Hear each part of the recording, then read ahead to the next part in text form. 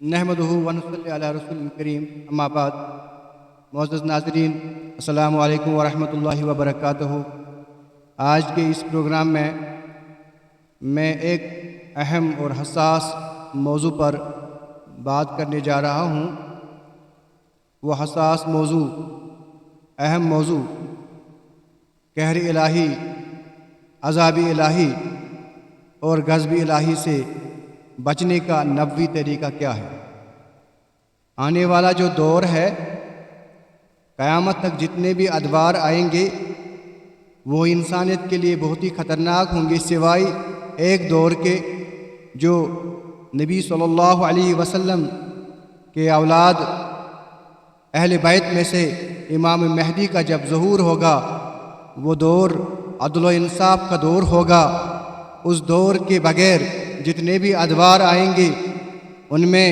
غضب الہی، قہر الہی اور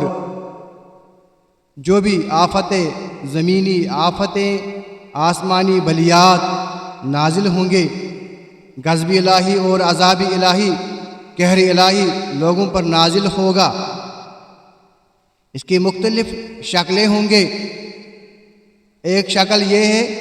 کہ زلزلے آئیں گے، دوسری شکل یہ ہے سرخ آندیاں آئیں گی، تیسری شکل یہ ہے کہ جنگیں زیادہ ہوں گے، انسانوں کا قتل عام ہوگا، چوتھی اور پانچویں کہ بیماریاں عام ہو جائیں گے، ایک بیماری ختم ہو جائے گی، دوسری بیماری آ ٹپکے گی، مسلط ہو جائے گی۔ خطرناک بیماریاں، وہ بیماریاں جن کا لوگوں نے نام نہیں سنا ہوگا۔ اسی طرح زمین میں دھسے جائیں گے،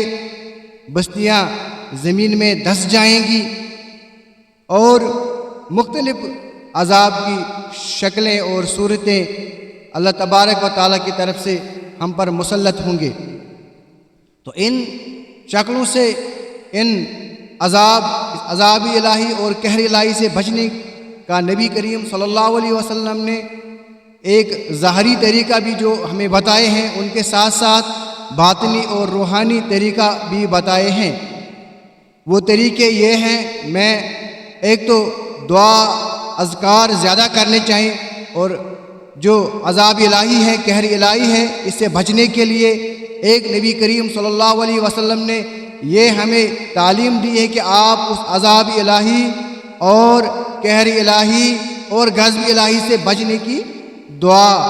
نبی کریم صلی اللہ علیہ وسلم نے سکھلا دی ہے کہ اس کو کثرت کے ساتھ پڑھا کرو۔ اللہم لا تقتلنا بغضبک، اے اللہ مجھے ہلاک نہ کیجیے، مجھے موت نہ دیجیے، مجھے ہلاک نہ کیجیے اپنے غضب میں، اپنے غضب کی وجہ سے مجھے ہلاک نہ کیجیے۔ ولا تہلکنا بعذابک، اور مجھے ہلاک نہ کیجیے اپنے عذاب کے ذریعے سے۔ کوئی عذاب آپ ہم پر مسلط کرے، اس سے مجھے موت نہ دیجیے، مجھے اس سے محفوظ رکھیے۔ وعافینا من بلائک قبل ذالک، اس سے پہلے کہ وہ عذاب ہم پر مسلط ہو جائے، وہ عذاب ہم پر آ جائے، عذاب الہی ہم پر آئے، اس سے پہلے آپ ہمیں عافیت میں رکھ، آپ ہماری حفاظت فرمائیں، آپ ہمیں امن اور امان دے دیں۔ اسی طرح آپ صلی اللہ علیہ وسلم نے یہ ہمیں سکھلا دی کہ آپ عافیت کی دعائیں زیادہ مانگا کریں۔ جب آپ پر مصیبتیں آئیں، جب آپ پر تکلیفیں آئیں، جب آپ پر غربت آئے، آنے والا دور زیادہ بارشیں ہوں گی، بے وقت بارشیں ہوں گی، یا زیادہ دھوپ ہوگی، شدید گرمی ہوگی، زیادہ شدید گرمی ہوگی، شدید گرمی سے بھی لوگ مر جائیں گے اور سردی سے بھی لوگ مر جائیں گے، یا زیادہ سردی ہوگی یا زیادہ گرمی ہوگی، ہیٹ ویو آئیں گی۔ ان سے بچنے کے لیے نبی کریم صلی اللہ علیہ وسلم نے ایک تو یہ اس عذاب سے بچنے کی دعا سکھلا دی، دوسری آپ صلی اللہ علیہ وسلم نے فرمایا کہ آپ عافیت کی دعا مانگا کریں، ہر وقت آپ اللہ سے عافیت مانگا کرو۔ جیسے آپ صلی اللہ علیہ وسلم نے فرمایا اللہم انی اسألک العافیت فی الدنیا والآخرہ، اے اللہ ہمیں دنیا اور آخرت میں امن عافیت کے ساتھ رکھ۔ میں سوال کرتا ہوں اے اللہ، میں سوال کرتا ہوں دنیا و آخرت میں ہمیں عافیت میں رکھ، ہمارا دنیا بھی محفوظ رکھ، ہماری آخرت بھی محفوظ رکھ۔ اللہم انی اسألک العفو والعافیت، اے اللہ میں سوال کرتا ہوں عفو معافی کی، میں عافیت کا سوال کرتا ہوں پھر دنیا میں بھی، آخرت میں بھی، فی دین میں بھی، و مالی مال میں بھی، و اہل میں بھی۔ اللہم انی اسألک العفو والعافیت فی دین و دنیا و فی دنیا و اہلی و مالی، دنیا میں بھی، دین میں بھی، اہل میں بھی، مال میں بھی، اہل و عیال کو بھی محفوظ رکھ، میرے مال کو بھی محفوظ رکھ، میرے دین کو بھی سلامت رکھ۔ اللہم استر عوراتی و آمن روایتی، اے اللہ میرے عیبوں پر پردہ ڈال دے، میں عیب دار ہوں، میں گناہ گار ہوں، میرے عیبوں پر پردہ ڈال دے۔ و آمن روایتی، اور تکلیفوں کی وجہ سے، دشمنوں کی وجہ سے جو گھبراہٹ مجھ میں آئی ہے، اس گھبراہٹ سے ہمیں محفوظ رکھ، دشمن سے ہمیں محفوظ رکھ، دشمن کی شرارتوں سے ہمیں محفوظ رکھ، ہر آفات و بلیات سے ہمیں محفوظ رکھ۔ اللہم احفظنی من بین یدی ومن خلفی وعن یمینی وعن شمالی ومن فوقی،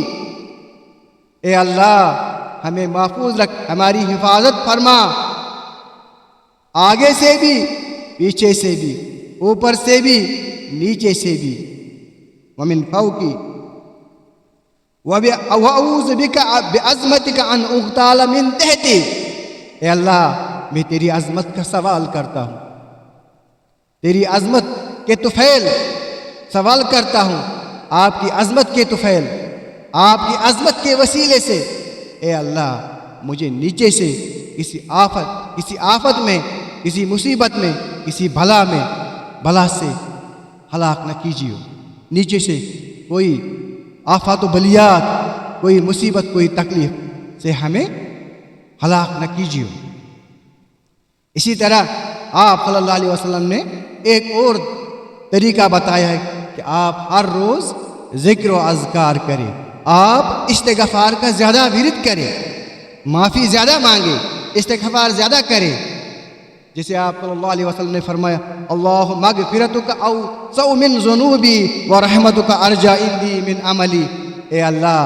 اے کریم اللہ، اے اللہ تیری مغفرت میری گناہوں سے بہت بڑی ہے، تیری مغفرت میری گناہوں سے بہت بڑی ہے، مجھے اپنے عمل پر بھروسہ نہیں ہے، مجھے اپنے اعمال پر بھروسہ نہیں ہے، میں امید رکھتا ہوں آپ کی رحمت، آپ کی رحمت کا مجھے امید ہے، لا تقنطوا من رحمت اللہ پر مجھے یقین ہے، کامل یقین ہے، بھروسہ ہے، تیری رحمت اور فضل پر یقین اور کامل بھروسہ ہے۔ یہ تین طریقے نبی کریم صلی اللہ علیہ وسلم نے ہمیں سکھلا دی ہے کہ آنے والے جو ادوار ہوں گے، ان میں جو وبائیں ہوں گے، ان میں جو بیماریاں ہوں گے، ان میں جو تکالیفیں ہوں گے، ان میں جو مصیبتیں آئیں گے، ان میں جو زلزلے آئیں گے، ان میں جو جنگوں میں جو ہلاکتیں ہوں گے، ان میں جو بھی سرخ آندھیاں ہوں گے، زلزلے ہوں گے، جو بھی آفات و بلیات زمین سے، آسمان سے، دائیں سے، بائیں سے، اوپر سے، نیچے سے، نبی کریم صلی اللہ علیہ وسلم نے ہمیں یہ بتلایا ہے، سکھلا دیا ہے کہ آپ اس غضب سے، آپ میرے غضب سے، آپ میرے عذاب سے پناہ مانگو۔ ایک عذاب الہی سے پناہ مانگنا، دوسرا عافیت کی دعا کرنا، تیسری دعا آپ صلی اللہ علیہ وسلم نے یہ بتلائی ہے کہ آپ استغفار کیجئے، زیادہ استغفار کیجئے، زیادہ معافی مانگے اللہ سے، اور چوتھی اہم، آپ درود شریف کا زیادہ ورد کیجئے۔ ایک درود پڑھنے سے 70 رحمتیں، 100 رحمتیں، 700 رحمتیں، ان گنت رحمتیں بندے پر اللہ نازل کرتا ہے۔ جس پر اللہ رحمت نازل کرتا ہے اسے کوئی تکلیف نہیں پہنچا سکتا، لہذا درود پاک آپ نبی کریم صلی اللہ علیہ وسلم زیادہ درود بھیجے، اور اس کے آل پر اللہم صلی علی محمد و علی آل محمد، ایک محمد صلی اللہ علیہ وسلم پر درود سلام بھیجیے، اور اس کے آل یعنی اہل بیت پر درود سلام بھیجیے، اور جو ظاہری اسباب ہیں وہ بھی استعمال کیجیے. یہ اسپریچولی یہ باطنی اسباب ہیں، یہ باطنی اسباب ہیں، ان کو بھی اختیار کیجیے. ربنا تقبل منا انک انت السمیع العلیم.